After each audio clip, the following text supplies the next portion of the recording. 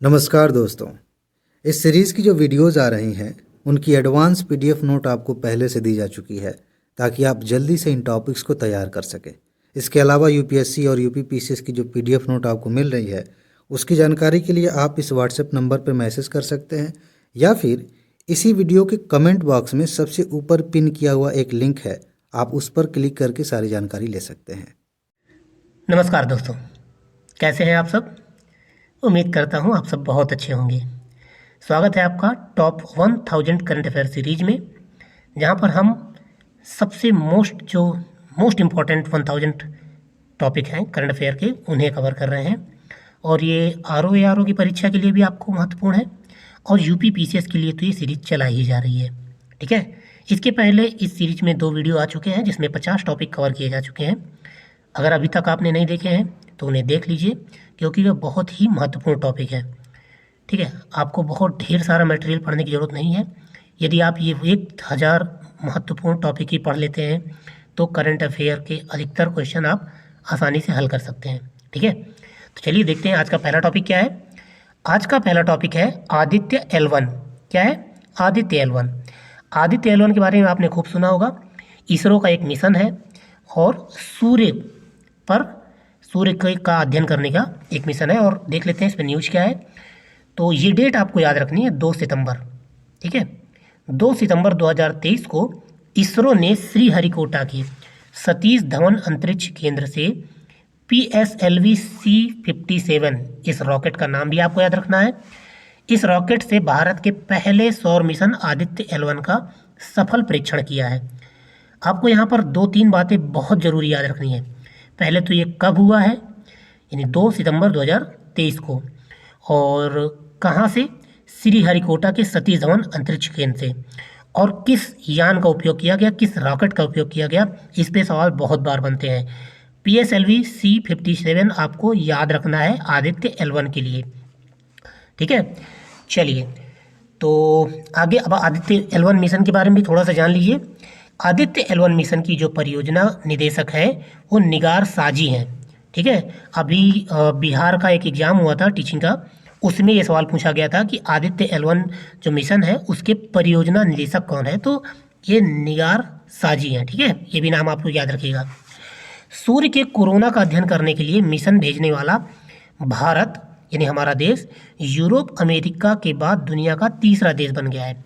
सूर्य का अध्ययन करने के लिए इससे पहले 2 ही देशों ने अपने मिशन भेजे हैं और ये तीसरा देश हमारा भारत है। ठीक है, चलिए आगे बढ़ते हैं।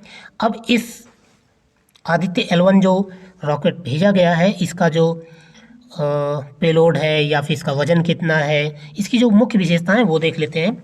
तो इसका वजन 1480 किलोग्राम है और इसमें स्वदेशी 7 विशिष्ट पेलोड जो है लगाए गए हैं जो सूर्य के विभिन्न पहलुओं का अध्ययन करेंगे। ओके, अब इसका उद्देश्य क्या है? उद्देश्य है मिशन के प्रमुख उद्देश्यों में कोरोनल हीटिंग और सौर पवन त्वरण, कोरोनल मास इजेक्शन की शुरुआत और निकट पृथ्वी अंतरिक्ष जो मौसम और सौर पवन वितरण को समझना है। मतलब एक तो सूर्य के जो कोरोना में हीटिंग का जो प्रभाव होता है, जो हीटिंग की प्रक्रिया है उसको समझना है, और जो सौर पवनें उठती हैं उसका जो त्वरण है उसको ऑब्जर्व करना है। और इसके अलावा कोरोनल मास इजेक्शन की जो शुरुआत होती है उसका अध्ययन करना है। और सूर्य में जो प्रक्रियाएं होती हैं, जो क्रियाएं होती हैं, अभिक्रियाएं होती हैं, उनसे भारत की मतलब पृथ्वी के मौसम पर जो प्रभाव पड़ता है और जो सौर पवनें उठती हैं उन सबको अच्छे से समझना है। ठीक है, आदित्य L1 को अपने निर्धारित स्थान तक पहुंचने में 125 दिन की लंबी यात्रा तय करनी पड़ेगी। मैं आपको बता दूं, आदित्य L1 जो है वो पृथ्वी, ये मान लीजिए कि ये यहाँ पर पृथ्वी है और ये सूर्य है।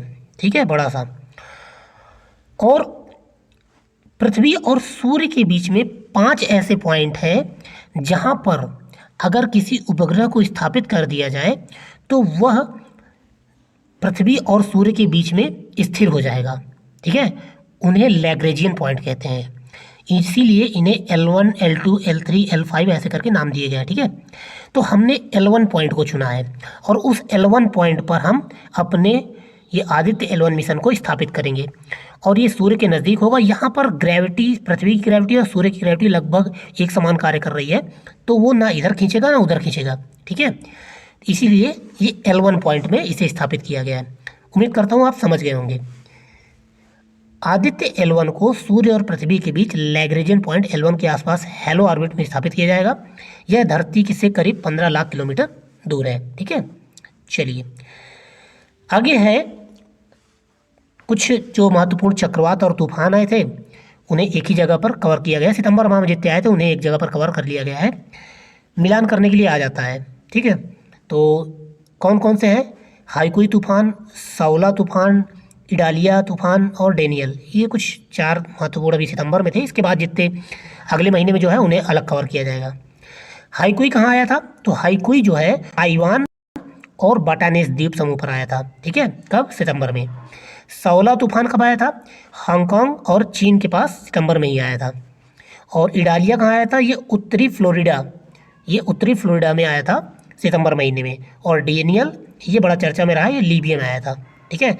और बहुत से लोग मारे गए हैं लीबिया में, बहुत ज़्यादा लोग मारे गए हैं, और क्योंकि वहाँ पर स्थिर सरकार नहीं है, इसलिए जब चक्रवात और तूफान आया तो ढेर सारे लोग उस तूफान में फंस गए और कोई सरकार मदद करने नहीं आई, क्योंकि वहाँ पर कोई स्थिर सरकार ही नहीं है, ठीक है। चलिए आगे बढ़ते हैं। इंद्रजाल क्या है? ये विश्व का पहला एंटी ड्रोन AI सिस्टम, मतलब AI आधारित एंटी ड्रोन सिस्टम है। एंटी ड्रोन मतलब अगर कोई दुश्मन देश का ड्रोन, जैसे कि अब मान लीजिए ये हमारी सीमा है, ये हमारे भारत की सीमा है, ठीक है। ये पाकिस्तान से लगी हुई सीमा है, ठीक है। अब इधर पाकिस्तान से अगर कोई ड्रोन आता है तो उस ड्रोन को कैसे मार के गिराया जा सकता है?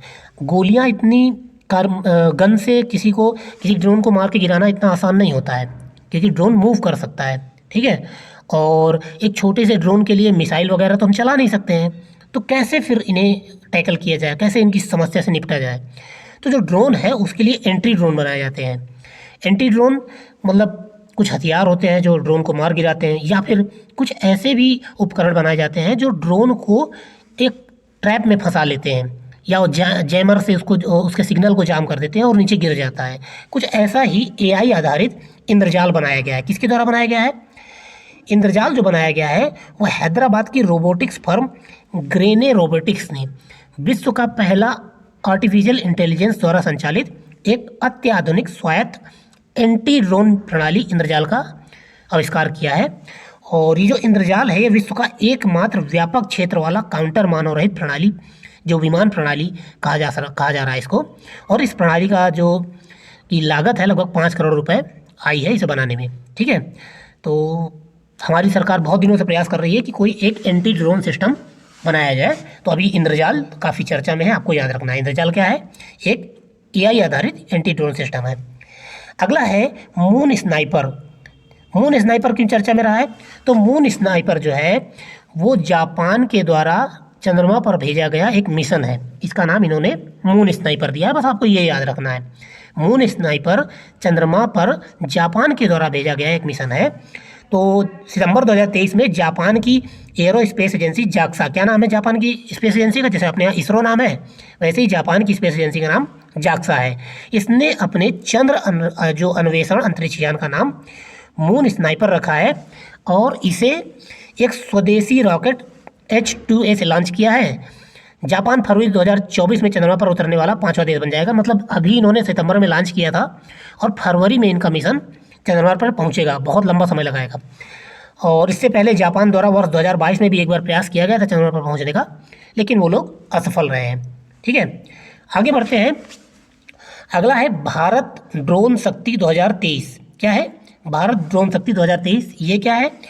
तो ये मतलब इस तरह तो बहुत सारे इवेंट होते रहते हैं, लेकिन ये इम्पोर्टेंट इसलिए है क्योंकि ये उत्तर प्रदेश में हुआ था, ठीक है। 25 और 26 सितंबर 2023 को भारतीय वायुसेना और ड्रोन फेडरेशन ऑफ इंडिया ने हिंडन एयरबेस, जो गाजियाबाद, हमारे उत्तर प्रदेश के गाजियाबाद में हिंडन एयरबेस है, वहाँ पर भारत ड्रोन शक्ति 2023 का आयोजन किया था। भारत ड्रोन शक्ति 2023 2030 तक वैश्विक ड्रोन हब बनने की भारत की प्रतिबद्धता को बढ़ावा देगा।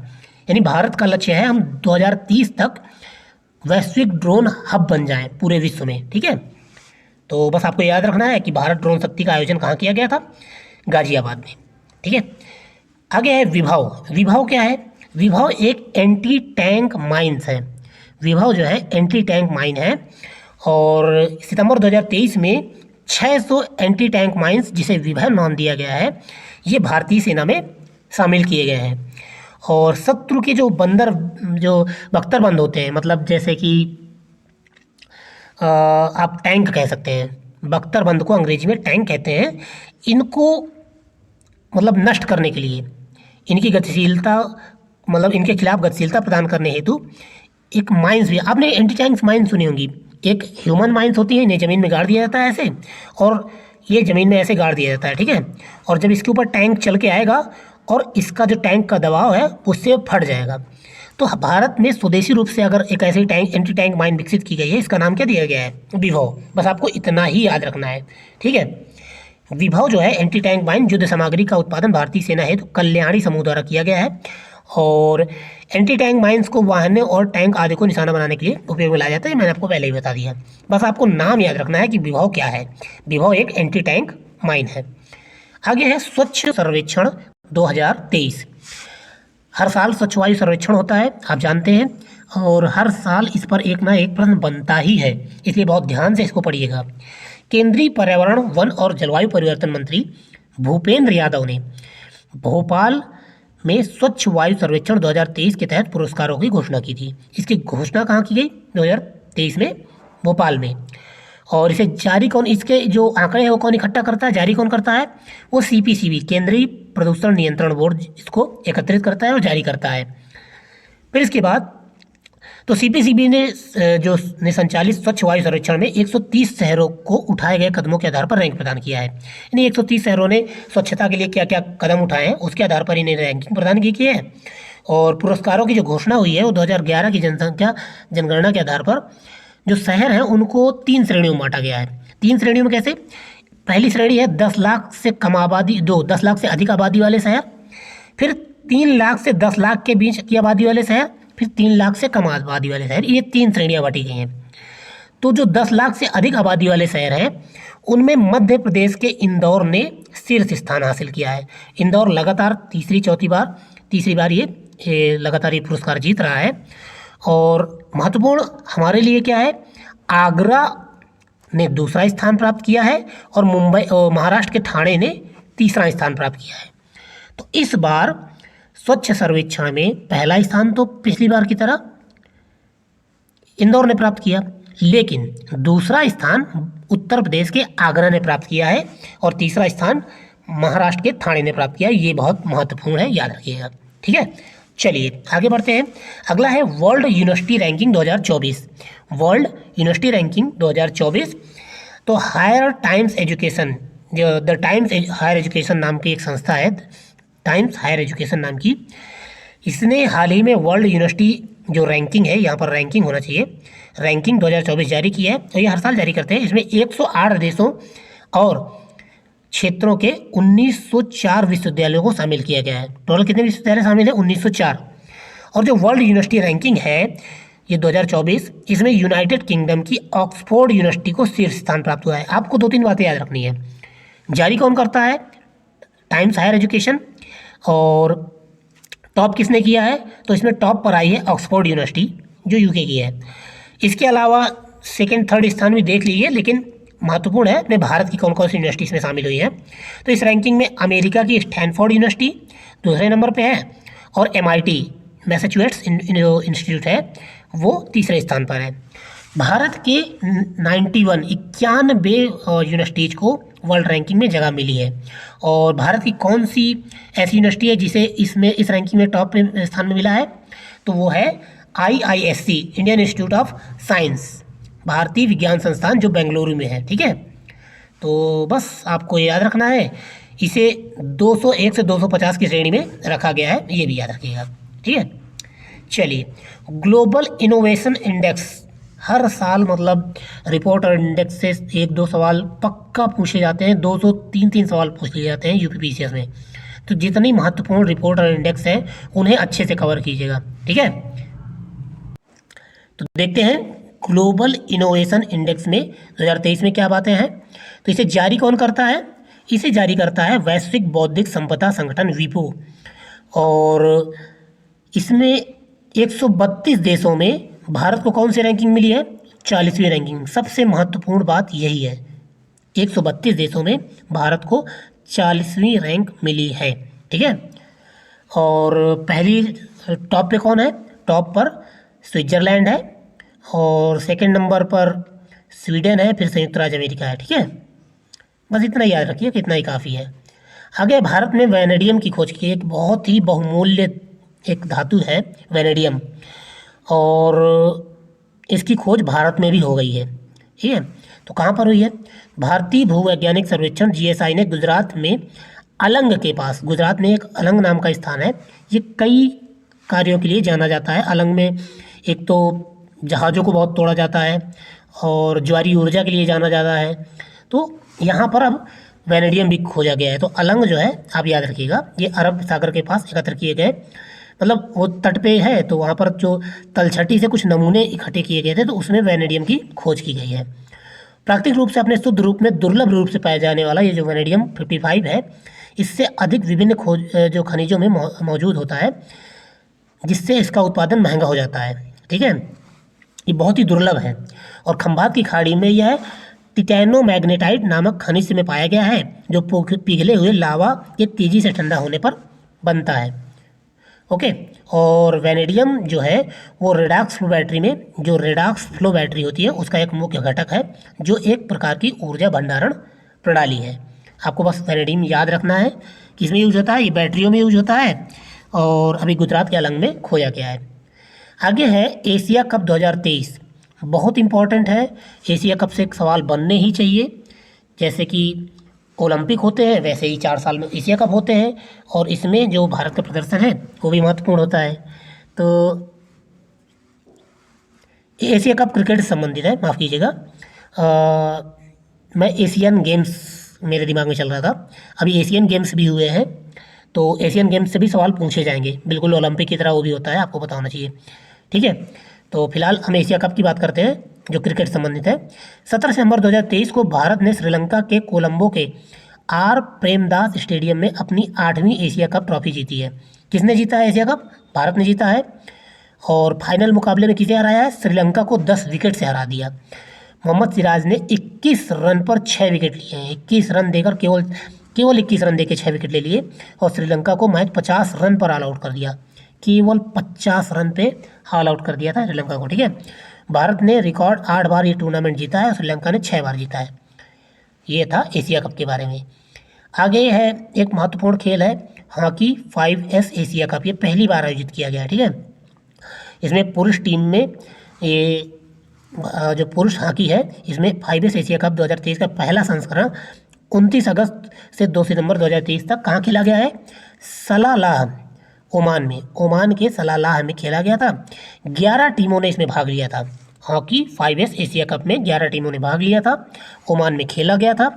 भारत ने पुरुष हॉकी 5S एशिया कप 2023 के फाइनल में पाकिस्तान को पेनल्टी शूट में हराया था। सबसे जो खास है, माफ़ कीजिएगा, इम्पॉर्टेंट इसीलिए है कि इसमें एक तो पहली बार हो रहा है हॉकी 5S जो एशिया कप है, दूसरी बात इस कहाँ हो रहा है? ओमान में हो रहा है, और फाइनल में हराया किसको है? भारत ने पाकिस्तान को हराया है। ठीक है, अब पाकिस्तान ने रजत पदक जीता है, और मलेशिया ने कांस्य पदक जीता है, और भारत ने स्वर्ण पदक जीता है, ये आपको पता होना चाहिए। और इसी के साथ महिला कप भी हुआ था इसी का 5S का। तो 28 अगस्त को भारत ने फाइनल में थाईलैंड को 7-2 से हराकर महिला एशियाई हॉकी 5S कप जीता है, पहला संस्करण। ठीक है, और वहीं थाईलैंड रजत पदक और मलेशिया ने कांस्य पदक जीता है। बस इतना ही इंपॉर्टेंट है, पुरुष ने भी और महिलाओं ने भी, दोनों ने हॉकी के 5S कप में गोल्ड मेडल जीता है। ठीक है, चलिए आगे बढ़ते हैं। अगला टॉपिक है US ओपन। क्या है? US open, US open, French open, और ये सब विंबलडन, इन सब पे सवाल खूब बनते हैं। हर बार खेल से संबंधित इनमें से 1-2 सवाल पूछ लिए जाते हैं। तो US ओपन अभी चर्चा में रहा है, तो ज़्यादा चांस है कि इसी सवाल बनेंगे। ठीक है, सर्बिया के नोवाक जोकोविच बहुत फेमस खिलाड़ी है। इन्होंने अपना 24वां ग्रैंड स्लैम जो खिताब है, इसे जीतकर इतिहास रच दिया। 24 ग्रैंड स्लैम जीत चुके हैं ये, ठीक है। पुरुष सिंगल के फाइनल में जोकोविच ने रूस के डैनियल मेदवेदेव को पराजित किया है। रूस के डैनियल मेदवेदेव को पराजित किया है। और न्यूयॉर्क में महिला सिंगल्स के फाइनल में अमेरिका की कोको गॉफ ने बेलारूस की आरियाना सबालेंका को हराकर अपना पहला ग्रैंड स्लैम जीता है। पुरुषों में किसने जीता यूएस ओपन? नोवाक जोकोविच ने। और महिलाओं में किसने जीता? कोको गॉफ ने, ठीक है, याद रखिएगा। चलिए आगे बढ़ते हैं। अगला टॉपिक है Zurich diamond league. Zurich diamond league 2023 जो है वो भाला फेंक स्पर्धा में भारत के नीरज चोपड़ा दूसरे स्थान पर रहे हैं। ये बहुत इंपॉर्टेंट है क्योंकि अगर पहले स्थान पर होते तो याद रखना आसान था, अब दूसरे स्थान पर है तो कंफ्यूज करेगा आपको। तो ज्यूरिख डायमंड लीग में नीरज चोपड़ा जी ने दूसरा स्थान प्राप्त किया है। और नीरज चोपड़ा ज्यूरिख जो कि जर्मनी में है वो डायमंड लीग में 85.71 वर्ग जो मीटर के सर्वश्रेष्ठ प्रयास के साथ चेक गणराज्य के जैकब वर्डलेज से दूसरे स्थान पर है। मतलब जो चेक गणराज्य का जो खिलाड़ी है उसने पहला स्थान प्राप्त किया है और नीरज चोपड़ा ने दूसरा स्थान प्राप्त किया है। नीरज चोपड़ा विश्व एथलेटिक्स चैंपियनशिप में इन्होंने स्वर्ण पदक जीता था। ज्यूरिख डायमंड लीग में इन्होंने दूसरा स्थान प्राप्त किया, लेकिन वर्ल्ड एथलेटिक्स चैंपियनशिप में इन्होंने पहला स्वर्ण पदक जीता था, ठीक है। अगला है 132वां डूरंड कप। इस पे कई बार स्पीचेस में सवाल पूछे गए हैं। जो डूरंड कप होते हैं और भी क्रिकेट के छोटे छोटे कप होते हैं उनमें सवाल पूछ लिए जाते हैं। तो डूरंड कप जीता किसने? बस इतना याद रखिएगा, मोहन बागान, ठीक है। किसने? मोहन बागान ने ये जीता है। मोहन बागान 5S एक टीम का नाम है। इसने ईस्ट बंगाल को 1-0 से हराकर डूरंड कप ये ट्रॉफी जीती है, ठीक है। मोहन बागान ने 23 वर्षों में पहली बार डूरंड कप जीता है और इस जीत के साथ ही मोहन बागान SG डूरंड कप इतिहास के 17वें खिताब जीतने वाली पहली टीम बन गई है, ठीक है। चलिए आगे बढ़ते हैं। आगे एक बहुत ही महत्वपूर्ण टॉपिक है यूपी स्पेशल के नज़रिए से। क्यों? क्योंकि पहली बार मोटो GP रेस भारत में हुई और कहाँ हुई? यूपी में हुई। तो इसे देख लेते हैं। जो मोटो GP रेस भारत में पहली बार 22 सितंबर से 24 सितंबर 2023 तक कहाँ हुई है? ग्रेटर नोएडा के बुद्ध इंटरनेशनल सर्किट में आयोजित की गई थी, ठीक है। और Italian grand premier motorcycle racer Marco Bezzecchi, क्या नाम है इनका? मार्को बेजेची ने जीत हासिल की है। ये पूरा मोटो GP रेस किसने जीती है? मार्को बेजेची, जो इटालियन मोटरसाइकिल रेसर है। और पहली भारतीय मोटो GP जो रेस है इसे जीता है इन्होंने, ठीक है। और स्पेन के जॉर्ज मार्टिन दूसरे स्थान पर रहे और फ्रांस के फैबियो क्वार्टरी ये फिनिश लाइन पर पार करके तीसरे स्थान पर रहे हैं।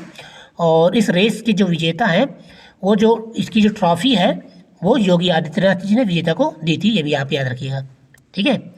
चलिए वर्ल्ड इनोवेशन अवार्ड ये कहाँ आयोजित किया था? जो मास्को रूस में आयोजित पहले ब्रिक्स इनोवेशन फोरम में। ब्रिक्स का पहला इनोवेशन फोरम कहाँ आयोजित किया गया? मॉस्को में, पहला फैक्ट। और इसमें वर्ल्ड इनोवेशन अवार्ड दिया किसको गया है? तो तेलंगाना की मुख्य नवाचार अधिकारी CIO, जो तेलंगाना की मुख्य नवाचार अधिकारी है, कौन है? शांता थोटम, क्या नाम है इनका? शांता थोटम। इन्हें वर्ल्ड इनोवेशन अवार्ड दिया गया है। तो कई बातें हैं इसमें। ब्रिक्स इनोवेशन फोरम कहाँ आयोजित किया? मॉस्को में आयोजित किया गया। और इसमें वर्ल्ड इनोवेशन अवार्ड किसको दिया गया? तेलंगाना की मुख्य नवाचार अधिकारी को यह अवार्ड दिया गया है, ठीक है। जो अभी इस पुरस्कार किसको दिया जाता है? सतत विकास लक्ष्य 4, इसमें उत्कृष्ट योगदान के लिए यह अवार्ड दिया जाता है, जो समावेशी और न्यायसंगत गुणवत्ता शिक्षा सुनिश्चित करता है और सभी के लिए आजीवन अवसरों को बढ़ावा देता है, ठीक है। चलिए आगे बढ़ते हैं अगले जो महत्वपूर्ण टॉपिक की ओर। आगे शांति स्वरूप भटनागर पुरस्कार है, ये भी कई बार पूछे गए हैं। शांति स्वरूप भटनागर साइंस के क्षेत्र में दिया जाने वाला एक प्रकार का भारत का नोबेल कहा जाता है इसे। और देख लेते हैं किसके क्षेत्र में किसे मिला है अवार्ड। तो जीव विज्ञान के क्षेत्र में डॉक्टर अश्विनी कुमार और डॉक्टर मदिका सुब्बा रेड्डी को मिला है। और केमिस्ट्री में किसको मिला है? डॉक्टर अकट्टू टीबीजू को और डॉक्टर देवव्रत मैती को। इंजीनियरिंग के क्षेत्र में किसको दिया गया है? इंजीनियरिंग के क्षेत्र में डॉक्टर दीप्ति रंजन साहू और डॉक्टर रजनीश कुमार को दिया गया है। गणित के क्षेत्र में डॉक्टर अपूर्वा खरे और डॉक्टर नीरज कयाल को दिया गया है। चिकित्सा में केवल एक लोगों को दिया गया है, डॉक्टर दीप्यमान गांगुली को। किसको? दीप्यमान गांगुली को। और भौतिक विज्ञान में डॉक्टर अनिंग दास को और डॉक्टर वासुदेव दास गुप्ता को दिया गया है। ठीक है, ये नाम आप हो सके तो याद रखिएगा, क्योंकि मतलब एक दो बार पढ़ लीजिएगा, वहाँ पर अगर सवाल आता है तो क्लिक कर जाता है, अपने आप दिमाग में आ जाता है कि यार ये तो पढ़ी हुई चीज़ है, और अचानक से याद आ जाता है। ओके, चलिए आगे बढ़ते हैं। Norman Norman Borlaug field award, ये किसे प्रदान किया गया है? उड़ीसा की कृषि वैज्ञानिक स्वाति नायक, बहुत इंपॉर्टेंट है, क्योंकि नॉर्मन बोरलॉग अवार्ड हर साल दिया जाता है और ये वैश्विक अवार्ड है, ग्लोबल अवार्ड है, और भारत की एक वैज्ञानिक को मिला है, इसलिए इंपॉर्टेंट है। इसको स्वाति नायक जी को मिला है, इसके लिए इन्हें प्रतिष्ठित नॉर्मन बोरलॉग फील्ड अवार्ड दिया गया है। और जो स्वाति नायक हैं, ये इनके द्वारा चावल की खेती में क्रांति लाने के लिए उनके समर्पण और प्रतिबद्धता ने उन्हें विश्व खाद्य पुरस्कार के लिए चुना गया। ठीक है, चलिए आगे बढ़ते हैं। आगे है 53वां Dada Saheb Phalke life time achievement पुरस्कार। सूचना और प्रसारण मंत्री अनुराग सिंह जो ठाकुर हैं, इन्होंने घोषणा की है कि प्रख्यात अभिनेत्री वहीदा रहमान, इनको 2021 का 53वां Dada Saheb Phalke life time achievement पुरस्कार दिया जाएगा। ये बहुत ही लेट चल रहा है, ये पुरस्कार 2021 का पुरस्कार 2023 में घोषित किया गया है। आप 53वां याद रखिएगा। ठीक है, 53वां पुरस्कार जो लाइफ टाइम अचीवमेंट पुरस्कार है दादा साहब फाल्के का, ये किसको दिया गया है? वहीदा रहमान जी को दिया गया है। इसके पहले किसे दिया गया था? तो आशा पारेख को दिया गया था। ठीक है, 52वां किसको दिया गया था? आशा पारेख को दिया गया था। तो ये आपको याद रखना है। ओके, चलिए आगे है रेमन मैग्सेसे पुरस्कार 2023, ये भी बहुत इंपॉर्टेंट है, इसे एशिया का नोबेल कहा जाता है। तो रेमन मैग्सेसे पुरस्कार 2023, इसके 65वें संस्करण में 4 एशियाई लोगों को रेमन मैग्सेसे पुरस्कार दिया गया है। इसमें भारत से डॉक्टर रवि कन्नन आर को दिया गया है, बांग्लादेश के कोरवी रच्छन को दिया गया है, तिमोर लेस्ते के योजे नेशियो लिमोस को दिया गया है, और फिलीपींस से मिरियम कोर्नेल फेरर को दिया गया है। ठीक है, तो भारत के जो डॉक्टर रवि कन्नन है, इनका नाम जरूर याद रखिएगा। ये कैंसर रोग विशेषज्ञ हैं और इन्हें रेमन मैग्सेसे पुरस्कार के लिए चुना गया है, और इन्हें hero for holistic health care पुरस्कार मतलब दिया गया है इन्हें। ठीक है, चलिए आगे बढ़ते हैं। मेरा बिल मेरा अधिकार योजना है, इसको देख लेते हैं। 1 सितंबर 2023 से भारत सरकार राज्य सरकारों के सहयोग से सभी खरीद के लिए चालान बिल मांगने वाले ग्राहकों की संस्कृति को प्रोत्साहन देने के लिए मेरा बिल मेरा अधिकार नाम से एक चालान प्रोत्साहन योजना शुरू की है। मतलब सीधी सी बात है, सरकार चाहती है कि जितने भी लोग खरीदारी करें, मान लिया आप शॉपिंग मॉल में जाते हैं, तो आप शॉपिंग मॉल में खरीदारी करने के बाद एक बिल लेते हैं, वैसा ही बिल हर एक दुकान, हर एक किसी भी प्रकार का सामान खरीदा जाए तो आदमी बिल जरूर ले, उसके लिए एक प्रोत्साहन योजना है। अब बिल लेगा, जाहिर सी बात है बिल बनेगा तो जीएसटी लगेगा। क्या होता है कि अगर आप किसी दुकान से सामान खरीदते हैं, तो अगर वो दुकानदार बिल बनाता है, तो अगर वो बिल बनाता है तो उसे जीएसटी ऐड करनी पड़ेगी, और जीएसटी सरकार के पास जाएगी, तो सरकार को इससे लाभ होगा। तो इसीलिए सरकार चाहती है कि सभी ग्राहक बिल जरूर लें, इसी के लिए इन्होंने मेरा बिल मेरा अधिकार परियोजना शुरू की थी। ठीक है, और इसमें इन्होंने पुरस्कार की घोषणा की थी कि आप बिल लीजिए, बिल को फोटो खींच के अपलोड कीजिए सरकार की जो एक वेबसाइट है, और आपको उसमें पुरस्कार भी दिया जाएगा। तो इस प्रकार की योजना थी, तो बस यही आपको याद रखना, मेरा बिल मेरा अधिकार योजना। अगला है मालवीय कार्यक्रम। मालवीय कार्यक्रम क्या है? तो केंद्रीय शिक्षा मंत्री धर्मेंद्र प्रधान है, इन्हें नई दिल्ली के कौशल भवन में विश्वविद्यालय अनुदान आयोग यूजीसी के शिक्षक प्रशिक्षण कार्यक्रम मालवीय कार्यक्रम का शुभारंभ किया। तो मालवीय कार्यक्रम किसने आयोजित किया था? यूजीसी ने। किसने? यूजीसी ने। और मालवीय कार्यक्रम का उद्देश्य क्या है? शिक्षकों के लिए अनुरूप प्रशिक्षण प्रदान करना, बस यही आप याद रखिएगा। ठीक है, इसके अलावा केंद्रीय शिक्षा मंत्री धर्मेंद्र प्रधान ने मानव संसाधन विकास केंद्रों का नाम बदलकर मदन मोहन मालवीय शिक्षक प्रशिक्षण केंद्र भी करा है। ठीक है, अगला है वेस्ट कोस्ट रिफाइनरी परियोजना। क्या नाम है? वेस्ट कोस्ट रिफाइनरी परियोजना। ये क्या है? चर्चा में इसलिए रही कि सितंबर 2023 में भारत और सऊदी अरब ने वेस्ट कोस्ट रिफाइनरी परियोजना में तेजी लाने के लिए संयुक्त कार्यबल स्थापित करने पर सहमति व्यक्त की है। तो वेस्ट कोस्ट रिफाइनरी परियोजना है क्या?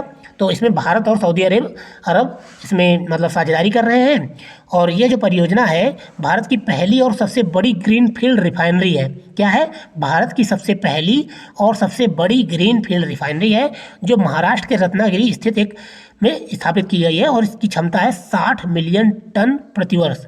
ठीक है, तो बस आपको याद रखना है कहाँ है? महाराष्ट्र के रत्नागिरी में है, एक रिफाइनरी परियोजना है, और वह भारत और सऊदी अरब के बीच में ये समझौते के साथ इस पे कार्य चल रहा है। अगला और अंतिम टॉपिक है पीएम विश्वकर्मा योजना। ठीक है, बहुत इंपॉर्टेंट है। 17 सितंबर 2023 को प्रधानमंत्री नरेंद्र मोदी ने विश्वकर्मा जयंती पर 13,000 करोड़ रुपए की पीएम विश्वकर्मा योजना का शुभारंभ किया है। इसमें क्या किया जाएगा? इसके तहत पारंपरिक शिल्पकारों और कारीगरों के 30 लाख परिवारों को, याद रखिएगा, इसमें जो पारंपरिक शिल्पकार हैं और कारीगर हैं उनके 30 लाख परिवारों को बिना किसी गारंटी के न्यूनतम ब्याज पर ऋण प्रदान किया जाएगा। बहुत से ऐसे कुटीर उद्योग और शिल्पकार होते हैं, जैसे आपने मिट्टी के बर्तन बनाने वाले लोग देखे होंगे, काश्तकारी करने वाले, लकड़ी के सामान बनाने वाले लोग देखे होंगे।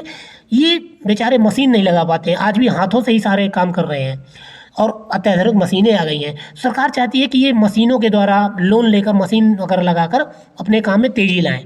तो इसके लिए इन्हें बिना किसी गारंटी के, यानी इन्हें कुछ भी गारंटी नहीं रखनी पड़ेगी बैंक में, और इन्हें बिना किसी गारंटी के लोन दिया जाएगा, और वो भी न्यूनतम ब्याज पर। तो ये इसके लिए पीएम विश्वकर्मा योजना चलाई गई है।